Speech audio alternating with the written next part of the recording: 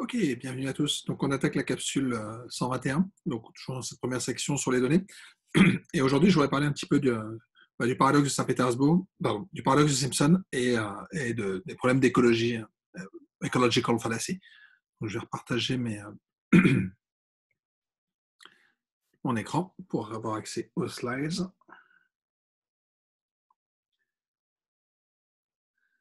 Ok, donc on attaque le paradoxe de Simpson. Donc, je vais vous présenter le paradoxe de Simpson tel qu'il est connu. Hein, publié dans le papier de 1975 sur le sex bias in graduate admissions. Donc, c'était sur les admissions graduées à Berkeley en 1973. Et des statistiques avaient été regardées. Donc, à l'époque, il y avait eu 8442 applications de personnes de sexe masculin et 4321 applications de personnes de sexe féminin. Et en regardant rapidement les admissions, donc on voit que les hommes ont 44% de taux d'admission et 35% pour les femmes. Donc la question naturelle qui se pose, c'est les femmes sont sûrement défavorisées et donc ce serait bien de faire de la discrimination positive. Donc essayer d'encourager de faire en sorte que les femmes aient un taux d'admission qui soit à peu près équivalent à celui des hommes. Donc il n'y ait plus cette espèce de discrimination qui semble exister. Et en regardant un petit peu plus en détail sur les admissions, donc il y avait un certain nombre de programmes qui étaient offerts. Donc ici, j'ai pris les 6 premiers programmes. Les résultats sont un peu mitigés. C'est-à-dire que typiquement, on se rend compte en fait que dans 4 programmes sur 6, en fait, les femmes ont un taux d'admission qui est plus élevé que celui des hommes. Donc en fait, quand on regarde les taux d'admission par programme gradué, on se rend compte que si on devait faire de la discrimination positive, en fait, ça devrait plutôt être en fonction des hommes, parce que les hommes ont manifestement moins de chances de réussir que les femmes. Par exemple, dans le programme A, il y avait eu 82% de femmes parmi les femmes qui ont postulé au programme A, il y en a 82% qui ont été admises, alors que chez les hommes, le pourcentage tombe à 62%. Okay, et c'est comme ça, en fait, pour pas mal de cas. Donc, on peut se demander si ce qu'il faut vraiment faire, et en fait, c'est quoi la vérité, enfin, est-ce que c'est possible? Donc, cette notion de paradoxe, vient du fait que si jamais je regarde les chiffres globalement, j'ai une conclusion inverse de celle que j'aurais en regardant les chiffres au niveau individuel. Et donc, ça a pas mal interpellé à l'époque, et ça continue à interpeller, c'est assez contre-intuitif, en fait. Comment est-ce que ça se fait qu'on ait les statistiques qui vont dans ce sens-là? Alors, je peux aller un tout petit peu plus loin pour vous montrer un exemple qui est artificiel, mais qui pourrait être, à mon avis, assez réaliste. Imaginons 2 hôpitaux, okay, un hôpital A, un hôpital B, et on se demande, voilà, vous êtes journaliste et vous voulez faire un classement des meilleurs hôpitaux de la ville. Il y a 2 hôpitaux, vous récupérez leurs statistiques. Donc, par exemple, on suppose que les 2 ont 1000 personnes qui sont arrivées. Okay, on regarde le nombre de personnes qui ont survécu. Donc, ce qu'on voit, c'est que parmi les personnes qui sont arrivées chez B, il n'y a eu que 100 décès, alors qu'il y en a eu 200 dans l'hôpital A. Donc, on voit que le taux de survie est plus élevé dans l'hôpital B. Donc, on a envie de se dire, l'hôpital A, il est plus dangereux que l'hôpital B. Okay, conclusion un petit peu rapide, juste au vu du taux de décès, mais qui correspond à une lecture un peu rapide des chiffres, j'ai envie de dire. Maintenant, on va regarder un cas un peu toujours les mêmes données. Encore une fois, les données sont ce qu'elles sont. C'est juste que cette fois-ci, j'ai obtenu une information en plus. Je sais comment est-ce qu'ils sont arrivés. Est-ce qu'ils sont arrivés en visite ou est-ce qu'ils sont arrivés en urgence? Donc, est-ce qu'ils sont arrivés en étant en bonne santé ou est-ce qu'ils sont arrivés en étant malades? Je fais une distinction un peu simpliste. Donc, j'ai mes 2 tableaux qui sont en bas. Okay, donc, par exemple, on va prendre les personnes qui sont arrivées malades. Okay, donc, les personnes malades, elles sont dans le tableau de droite. D'accord. Donc, ce qu'on voit, c'est que cette fois-ci, dans l'hôpital B, donc, il y a une centaine de personnes qui sont arrivées malades et on a eu assez peu de survivants, puisque seulement 30% ont survécu. Okay. Par contre, dans l'hôpital A, il y a eu plus de personnes qui sont arrivées en mauvaise santé, et il y en a, donc non pas 30, mais 210 ici, donc on a 4 fois plus de personnes, et c'est beaucoup plus que les 30%, on a 53% de taux de survie. Donc en fait, ce qu'on voit, c'est que si jamais je regarde uniquement sur les personnes qui sont arrivées malades, on est à 53% de taux de survie quand on va dans l'hôpital A. Okay, donc, qui est largement. Donc ici, j'étais hôpital B, il est meilleur, donc on a plus de chances de survie si jamais je regarde globalement. Si jamais je regarde en étant malade, j'ai 53% de chances de m'en sortir contre 30, donc j'ai intérêt à choisir l'hôpital A. Mais ce qui est surprenant, c'est qu'on a la même chose si jamais les gens sont en bonne santé. Si jamais les gens sont en bonne santé, quand ils arrivent à l'hôpital, on s'aperçoit qu'ils ont un taux de survie qui est plus grand de l'hôpital A. Donc, ce que ça vous dit, c'est ce résultat très étonnant qui est, si jamais vous n'avez pas d'informations sur l'état de survie des gens, euh, l'hôpital B est meilleur. Maintenant, si jamais vous avez des informations, dans ces cas-là, on a le classement totalement inverse qui vous dit, quel que soit votre état de santé, vous avez intérêt à choisir l'hôpital A. Okay. Donc, il y a quelque chose qui ne va pas. On s'en rend bien compte. Ben, je vous laisse réfléchir encore plus. Si vous voulez, faites une pause, mais il y a quelque chose qui ne va pas, et ce n'est pas au niveau des chiffres. Okay. Les chiffres, ils sont ce qu'ils sont, et je peux vous assurer qu'ils sont corrects, et c'est possible que ce soit ce cas-là. Le problème, il est sur l'interprétation, en fait. Et le problème, il est sur l'interprétation et sur ce que je dis quand je vous dis, si vous êtes malade, vous choisissez l'hôpital A. Et en fait, et c'est la même chose qu'il y avait à Berkeley, en fait. Je reviendrai sur Berkeley dans un instant. Mais l'interprétation que je vous fais, c'est si vous êtes malade, vous choisissez d'aller dans l'hôpital A. Le problème qu'on voit avec ces données, c'est que il y a trois variables qu'on observe. Il y a cette variable Y, qui est le taux de personnes qui survivent. Okay. Il y a une variable X, celle que je notais X1, qui est le choix de l'hôpital. Donc la variable X1, elle prend soit la modalité A, soit la modalité B. Okay. Il y a une autre variable qui est la modalité X2, qui est bonne santé ou malade. Et le problème dans mon raisonnement est que je vous dis, si jamais vous savez que vous êtes dans une de ces catégories en X2, alors dans ces cas-là, vous auriez intérêt à choisir celui-là. Et qu'est-ce qui vous dit que vous avez le choix? Est-ce que vous pensez vraiment que vous pouvez choisir dans quel hôpital vous allez quand vous êtes malade? En fait, et c'est, je pense, ce qui peut expliquer en grande partie ce qui se passe, les deux variables X1 et X2, elles ne sont pas indépendantes. Elles ne sont pas indépendantes, alors on ne peut pas dire que votre état de santé dépend de l'hôpital où vous allez, mais je pense que dans ces données-là, ce qui se passe, c'est qu'il y a la sélection de clients. C'est que l'hôpital B, il ne veut pas des personnes qui arrivent en mauvaise santé. Okay, c'est ce qu'on voit ici sur ces chiffres-là. C'est que l'hôpital B, ben, finalement, il préfère prendre des personnes en bonne santé, okay, plutôt que des personnes en mauvaise santé, essentiellement parce que ça fait mieux pour ces chiffres. Et on voit que ça paye. C'est-à-dire qu'une personne, un hôpital qui fait la sélection, donc qui prend uniquement des personnes en bonne santé et qui refuse les urgences, ben, en fait, effectivement, quelque part, il est moins bon dans les deux, mais globalement, il a des meilleures statistiques, essentiellement parce qu'en fait, les probabilités d'être dans chacune des catégories ne sont pas les mêmes. Donc, on peut rapprocher ça à une espèce de biais de sélection qui est que les hôpitaux ont sélectionné les personnes qu'ils ont pris. Et donc, le raisonnement que je faisais à la base, qui était de dire je peux sélectionner X1 et X2 de manière indépendante, il est faux. Okay, donc, ça, c'est un raisonnement qu'on fera classiquement en régression, mais qui est incroyablement dangereux, qui est toute chose étant égale par ailleurs. Voilà. Si jamais je suis malade, toute chose étant égale par ailleurs, j'ai plus de chances de m'en sortir dans l'hôpital B. C'est non, ça ne peut pas être égal. C'est que j'ai pas autant de chances d'aller dans A et dans B si jamais je suis malade. Et c'est ça que nous raconte cet exemple, c'est de dire il y a peut-être un biais de sélection qui se cache en fait derrière cette construction. Je vais revenir sur le slide précédent où je parle un petit peu des admissions à Berkeley. En fait, c'est la même chose à Berkeley. C'est qu'en fait, si on regarde les cas pour lesquels les femmes, en fait, pardon, les hommes s'en sortent mieux, en fait, c'est qu'il y a une espèce d'auto-sélection. C'est que les cas pour lesquels, dans quel sens ça marche, les femmes ont beaucoup plus postulé faudrait réécrire les probas conditionnels à la base pour voir que les femmes, en fait, se sont sélectionnées dans les admissions qu'elles ont faites. Okay, c'est un peu la même chose que les hôpitaux. C'est que la variable genre n'est pas indépendante du choix de la maîtrise, du choix des études graduées. Et donc, à partir de là, je ne peux pas faire de raisonnement en supposant que je n'observe que l'un et pas l'autre, parce que dans ces cas-là, je vais perdre une information. Okay, donc, si jamais la variable X1 et X2, qui sont ici le genre et le programme gradué, ne sont pas indépendantes, dans ces cas-là, je ne peux pas faire de raisonnement propre en oubliant la variable du programme. Et c'est la même chose ici. Je ne peux pas classer mes hôpitaux en oubliant le fait qu'ils fassent de la sélection. Donc ce problème est un problème que je peux interpréter d'un point de vue mathématique. Okay, d'un point de vue mathématique, la seule chose que je dis, c'est que je peux parfaitement avoir des fractions qui sont ordonnées dans cet ordre. Donc je peux parfaitement avoir A sur A qui est plus petit que B sur B, C sur C qui est plus petit que D sur D, mais maintenant quand je fais le ratio moyen, les ratios moyens sont inversés dans l'autre sens. Okay, donc y a pas de paradoxe mathématique, c'est juste, ça arrive. Voilà. On n'a pas de propriété sur les ratios moyens et la moyenne des ratios. D'accord. Ça peut s'interpréter sur des problèmes de régression. Donc la régression, encore une fois, c'est faire passer une droite par un nuage de points. On reviendra un petit peu là-dessus un peu plus tard.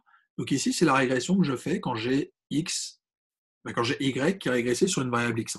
D'accord. Donc ma variable x1, c'est une variable continue. Si je fais ma régression, on voit qu'on a une pente positive. Maintenant, supposons comme dans le cas des programmes gradués, supposons qu'il y ait plusieurs groupes. J'ai le groupe des points bleus, le groupe des points verts, le groupe des points violets, etc. Si jamais je m'intéresse à des sous-catégories, le groupe des points bleus, en fait, on s'aperçoit que la régression va dans l'autre sens. C'est-à-dire que si jamais je me place à x2 données, en fait, l'évolution de y en fonction de x, en fait, elle va être décroissante. Donc on avait l'impression globalement que c'était croissant, mais tout d'un coup, ça devient décroissant. Donc ça, c'est un problème qui est assez connu, c'est ce qu'on appelle le paradoxe écologique, qui vous dit que on ne peut pas raisonner sur l'ensemble si jamais on avait des sous-catégories. Donc écologique, pourquoi? Parce qu'en fait, historiquement, ça avait été pris dans des tailles de poissons dans différents lacs. Et quand on regardait au sein d'un lac, genre le lien entre la taille et le poids des poissons, on avait des résultats qui étaient un peu contradictoires si jamais on avait considéré tous les poissons comme étant des entités uniques indépendamment du lac. Okay.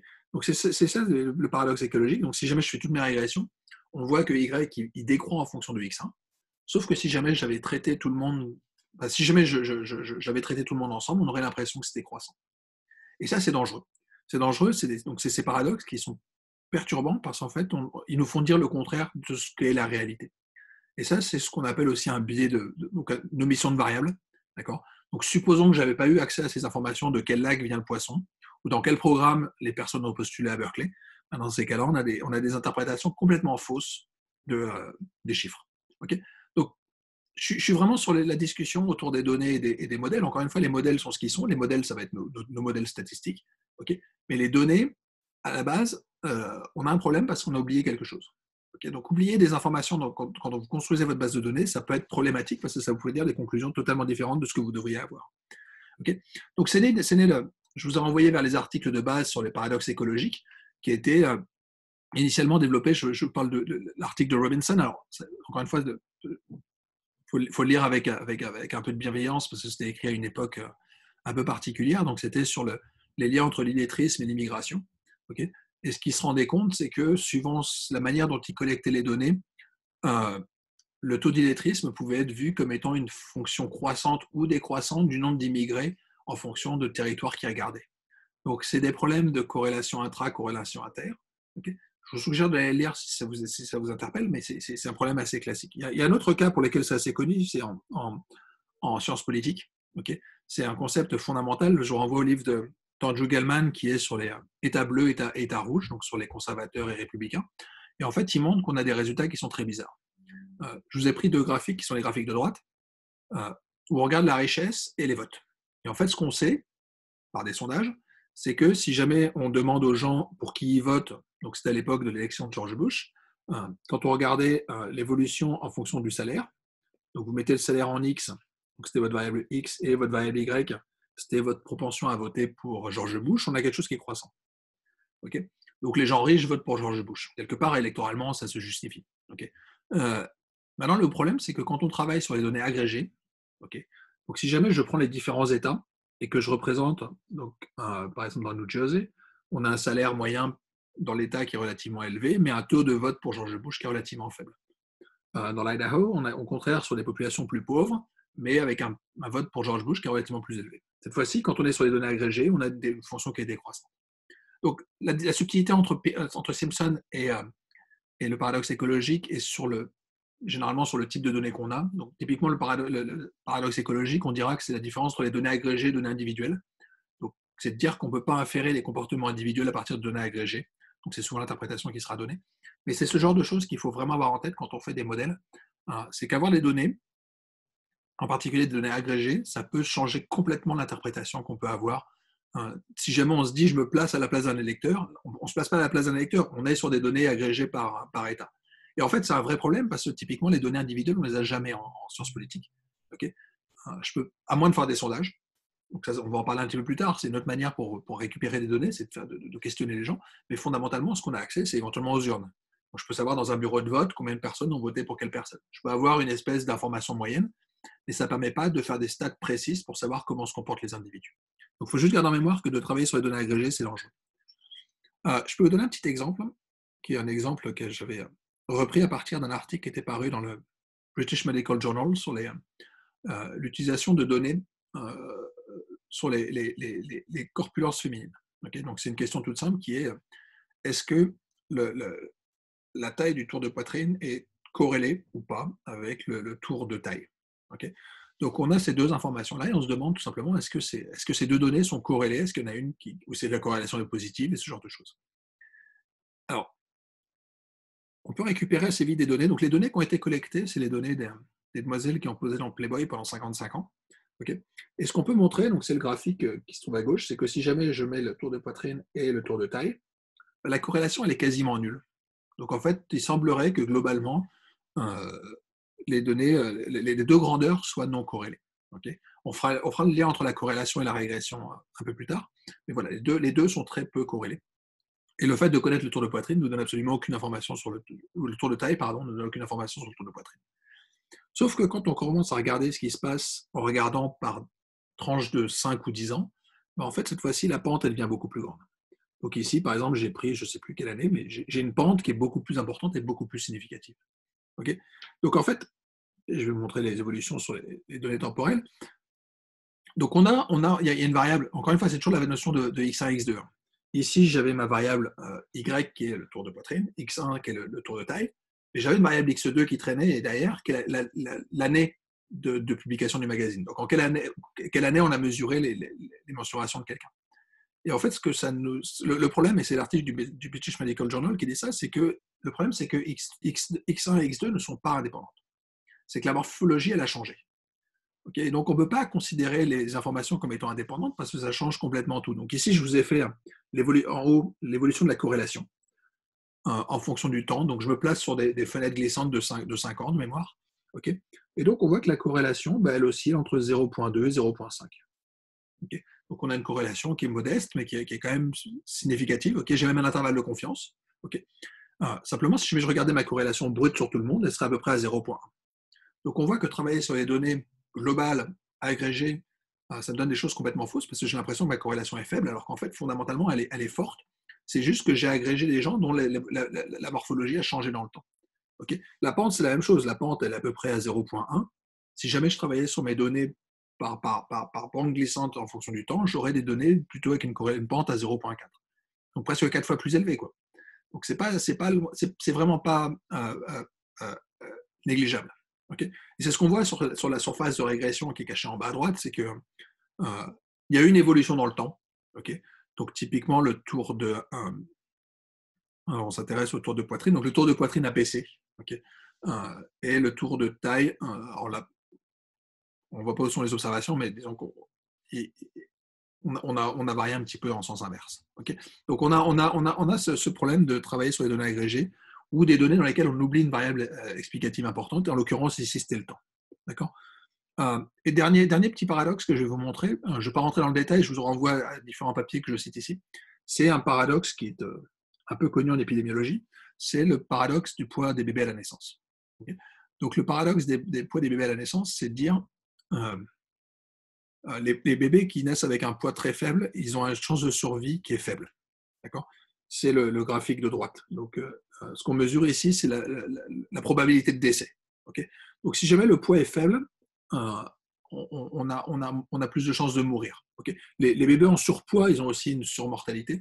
Donc, il y a une valeur optimale qui se trouve à peu près par ici. Mais la question problématique était sur le poids des bébés en poids très très faible, qu'il fallait surveiller. Et en fait, donc une information importante, c'est est-ce que la mère fume ou pas. Et en fait, il est connu quand même depuis pas mal de temps que fumer pour une femme enceinte, c'est dangereux. Mais en fait, ce qui a été observé, c'est qu'en fait, les bébés qui naissent de poids faible avec une mère qui était fumeuse, ils ont finalement moins de chances de mourir. Okay, donc, quand on est exposé à la fumée avec un poids faible, on a une probabilité de décès qui est plus faible que si jamais la mère ne fumait pas. Donc ça, c'est un problème parce que c'est pas du tout ce que nous dit l'intuition. Ok. Enfin, on reviendra un petit peu sur les questionnements sur ce que c'est que l'intuition et ce qui fait qu'on pense qu'un modèle est faux. Ok. C'est que derrière, on a une construction mentale qui nous dit qu'il y a quelque chose qui ne va pas. Ok. Un paradoxe, c'est ça, c'est le fait que ça ne colle pas avec notre idée préconçue de la question. Ici, voilà, le modèle de base nous dirait euh, presque il faudrait inciter les femmes à fumer. Quoi. Donc il y a quelque chose qui ne va pas. On se doute que ça ne va pas. Et je vous renvoie aux différents articles qui abordent la question. Ok. Mais c'est quelque chose qui a été observé sur pas mal d'études, et donc c'est le paradoxe des poids des bébés à la naissance. Donc je vous renvoie là aussi sur pas mal de choses. Et en fait, donc c'est des notions de variables sous-jacentes. C'est qu'en fait, ce qu'on mesure, c'est pas exact. C'est qu'il y a une variable derrière qui cause le risque, qui est corrélée avec la variable fumeur-non-fumeur. Donc le problème, c'est qu'on raisonne toujours en disant les deux variables sont indépendantes, le poids du bébé à la naissance et le fait de fumer ou pas, alors qu'en fait, elles ne le sont pas. Il y a des variables sous-jacentes qui sont communes derrière. Okay. Donc le graphique que je montrais auparavant est un truc un peu schématisé, mais sur des vraies données, c'est exactement ce graphique-là qu'on observe. Et c'est quelque chose d'incroyablement cohérent qu'on observe dans plein d'études. Okay. Donc le paradoxe, il vient du fait que ce n'est pas un problème dans nos données, c'est un problème dans l'interprétation qu'on va donner, parce qu'en fait, on suppose qu'on a des variables explicatives qui sont indépendantes. Donc si jamais je les oublie, on arrive à des choses, à des conclusions assez paradoxales. Donc le but de cette capsule était juste de rappeler que le problème des données, ce n'est pas du big data ou quoi que ce soit, c'est juste des fois des problèmes tout simples pour lesquels, mal posés, on peut arriver à des conclusions qui sont paradoxales. Et le problème du paradoxal, et ça fera lien, je pense, avec ce que va faire Marie-Jean dans la partie sur l'intelligence artificielle, c'est que la notion de paradoxe, on l'a parce qu'on est des êtres humains. On a un a priori qu'une machine ne pourrait pas avoir. Donc la machine pourrait très bien nous dire faites fumer les femmes, ça fera baisser la mortalité infantile des bébés de faible poids. Okay. Nous, on dit qu'il y a un problème. On dit qu'il y a un problème, on va essayer de comprendre pourquoi. Donc la solution n'est pas simple, hein, mais je vous renvoie aux différents articles qui montrent. Donc il faut passer par des diagrammes causaux derrière pour essayer de comprendre qu'est-ce qu'on mesure pour de vrai. Parce qu'il nous manque des informations. En fait, c'est ce que racontent tous ces articles. C'est que si jamais j'avais une autre information, en gros, sur des prédispositions à certaines maladies, dans ces cas-là, je pourrais tout expliquer avec quelque chose qui a du sens. Et donc, on verra réapparaître ces notions de diagrammes causaux par la suite, parce que c'est ce qui nous permet en fait de comprendre notre modélisation. Ok, je vais m'arrêter là pour aujourd'hui, et on se retrouve bientôt